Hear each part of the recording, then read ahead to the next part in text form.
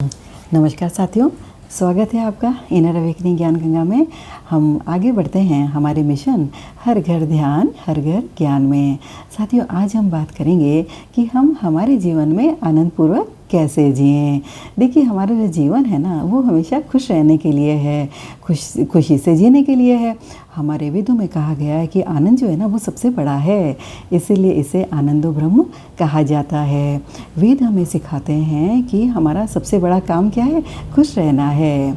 तो spiritual societies movement जो है PSSM, इसने अपना एक प्रभाग चालू किया है, आनंद विज्ञान अकादमी। इसमें ये सिखाते हैं कि जीवन को आनंदपूर्वक कैसे जिया जाए, इसका समाधान सब लोगों को सिखाना है और लोगों को यह विज्ञान भी सिखाना है। देखिए, आनंद विज्ञान, आनंद शास्त्र के सिद्धांतों को समझकर, ज्ञान को समझकर हम सभी लोग जो है हमारा पूरा जीवन खुशी से कैसे बिताए, इसको हम अच्छी तरह से समझ पाएंगे। रामकृष्ण परमहंस जी ने 3 प्रकार के सुखों का वर्णन किया है, विषयानंद, भजनानंद और ब्रह्मानंद। अब ये जो विषयानंद है ना, ये हमें सांसारिक सुखों से प्राप्त होता है, जो हमारी इंद्रियों से हमें मिलते हैं। दूसरा है भजनानंद, ये हमें भजन गायन से प्राप्त होता है। और तीसरा है ब्रह्मानंद। ब्रह्मानंद जो है वो हमें आनंदपूर्वक जीवन जीने से, ध्यान करने से प्राप्त होता है। तो आनंद विज्ञान के जो विभिन्न सिद्धांत हैं ना, एक एक करके हम उनको समझेंगे। देखिए, पहला है सकारात्मक दृष्टिकोण, यानी आप आनंदपूर्वक जीवन जीने के लिए हमेशा सकारात्मक दृष्टिकोण रखें, चाहे आप किसी काम में सफल हुए हों या असफल हुए हों। यदि असफल हुए हैं तो असफलता का कारण ढूंढें, और तब आपको पता है आपकी गलती का एहसास हो जाएगा, और साथियों तब आपको दुख महसूस नहीं होगा। अगली बार जब आप कार्य करेंगे तो आप सावधान रहेंगे और आनंद लेते हुए आप अपना कार्य कर पाएंगे। दूसरा सिद्धांत है हमेशा बेझिझक अपनी बात रखना। देखिए, कोई व्यक्ति यदि व्यर्थ की बातें करके आपका समय बर्बाद कर रहा है तो शुरुआत में ही उसे ना बोल दीजिए। आपको स्पष्ट रूप से कहना होगा कि मैं व्यर्थ की बातें नहीं करता, है ना, न सुनता हूँ न करता हूँ। तो चलिए आइए अच्छी तरह से जीवन जीते हैं, ध्यान करते हैं। देखिए, अंत में ना बोलने के बजाय शुरुआत में ना बोलना बेहतर है। तब साथियों आप हमेशा प्रसन्न रहेंगे। हमेशा सोच समझकर कार्य करें, अनावश्यक कार्य ना करें, सोच समझकर बोलें। बिना सोचे समझे बोलने से, देखने से, सुनने से हमारे पास साथियों केवल अंत में क्या बचता है, दुख ही बचता है।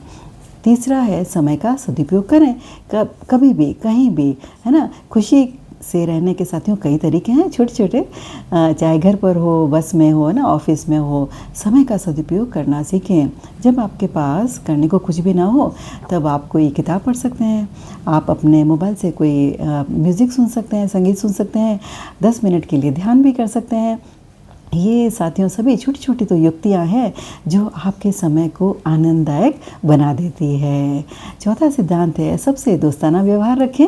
देखिए, अगर आप अपने पड़ोसियों से, ना मिलने जुलने वालों से दोस्ताना व्यवहार रखते हैं ना, तब क्या होता है, आप उन्हें नई खुशियों का रास्ता दिखा पाते हैं और तब आप आनंदपूर्वक रह पाते हैं। आनंदपूर्वक रहने के लिए हमारे जीवन में ना खुशियाँ प्रचुर मात्रा में होनी चाहिए। अब ये खुशियाँ कौन कौन सी हैं? शारीरिक, मानसिक, बौद्धिक और आध्यात्मिक खुशियाँ। देखिए, शारीरिक खुशी जो है ना हमें मिलती है अच्छा खाना खाने से, ना अच्छे नए नए कपड़े पहनने से। मानसिक खुशी हमें मिलती है किसी ज़रूरतमंद की मदद करने से। बौद्धिक खुशी मिलती है अच्छी सही आध्यात्मिक पुस्तकें पढ़ने से, और आध्यात्मिक खुशी हमें मिलती है ध्यान करने से, सज्जन संगति करने से। साथियों, आप चेक करें कि आपके जीवन में क्या ये चारों खुशियाँ हैं। अगर कोई खुशी अनुपस्थित है ना, तो उसे पूरा करने में जुट जाएं। पांचवा सिद्धांत है अपने जीवन में मजबूत निर्णय लीजिए। देखिए, यह खुशी का एक अद्भुत फार्मूला है। किसी भी काम को करने का आप मजबूत निर्णय लीजिए। यदि आपके मन में कोई संदेह होगा ना, तो फिर वो आप उस काम में सफल नहीं हो पाएंगे। जैसे आप संगीत सीखने का निर्णय लेते हैं तो निश्चित रूप से आप संगीत सीख पाएंगे, लेकिन यदि संगीत सीखने के समय अगर आपके मन में कोई संदेह है कि मैं ये कर पाऊँगा या नहीं कर पाऊँगा, तो साथियों आप संगीत फिर नहीं सीख पाएंगे। इसलिए किसी भी नए कार्य को करने के लिए आपको निर्णय मजबूत लेना पड़ेगा। छठा है आनंद विद्या सीखो। आनंद विद्या नहीं, सभी लोगों को आनंद विद्या सीखनी चाहिए। देखिए, डॉक्टर इंजीनियर बनने पर ही आप खुश नहीं होते हैं। जो भी काम आप दिल से करते हैं ना, उसे यदि आप करेंगे साथियों, तो ही आपको सच्ची खुशी मिलेगी।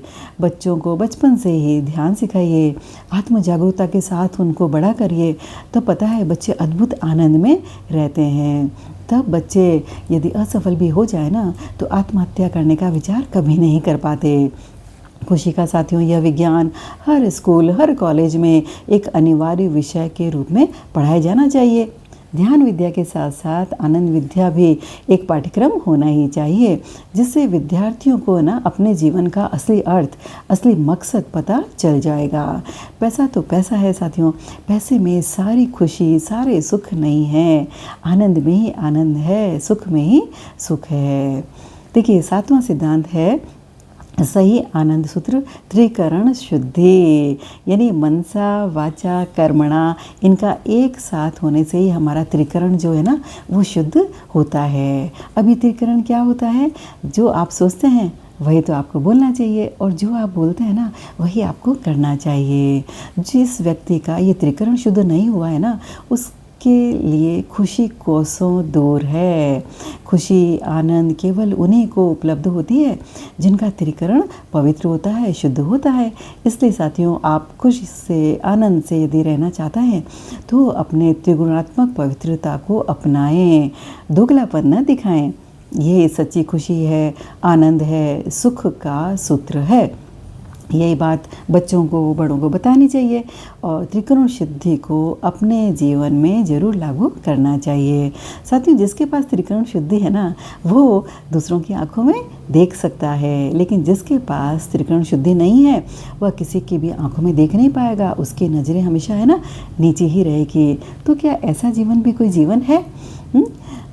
खुशी का देखिए एक और फॉर्मूला है कि हमारी खुशी जो है ना वो हमारी मेहनत की कमाई में ही निहित है। मुफ्त में जो पैसा आता है ना, उसमें साथियों सच्ची खुशी नहीं है। लोग सोचते हैं कि चोरी का पैसा हमें खुशी दे देगा, लेकिन ऐसा तो कतई नहीं है। वो पैसा आपको सच्ची खुशी नहीं दे पाएगा। साथियों, सत्य जानने में, आनंद जानने में, धर्म का पालन करने में जो आनंद है ना, हम इसीलिए तो सत्य का और धर्म का पालन करते हैं। जो लोग केवल शरीर में विश्वास रखते हैं ना, और जो आत्मा को नहीं जानते, वे देखिए सुख दुख तो भोगते हैं, लेकिन उन्हें शाश्वत सुख का अनुभव नहीं हो पाता है। जो व्यक्ति आत्मा के दर्शन को जानते हैं ना, आत्मा का जिन्होंने अनुभव किया है, वो शाश्वत आनंद को अनुभव कर पाते हैं। देखिए ये परमानंद, मोक्ष, मुक्ति, निर्वाण जो है ना, ये सभी आनंद की स्थायी अवस्थाएं हैं।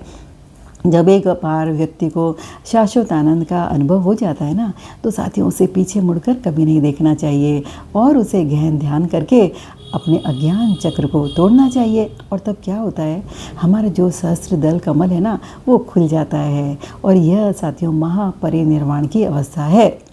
जब व्यक्ति इस महापरिनिर्वाण अवस्था में पहुंच जाता है, तब वह हमेशा 24 घंटे खुश रहेगा, चाहे वो कुछ करे या ना करे।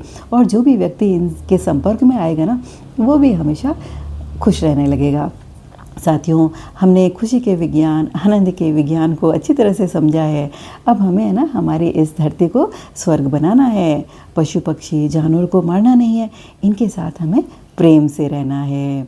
देखिए, जीवित रहते हुए व्यक्ति को दुख रहित यानी मुक्ति की अवस्था में तो रहना ही चाहिए ना। आज बस इतना ही।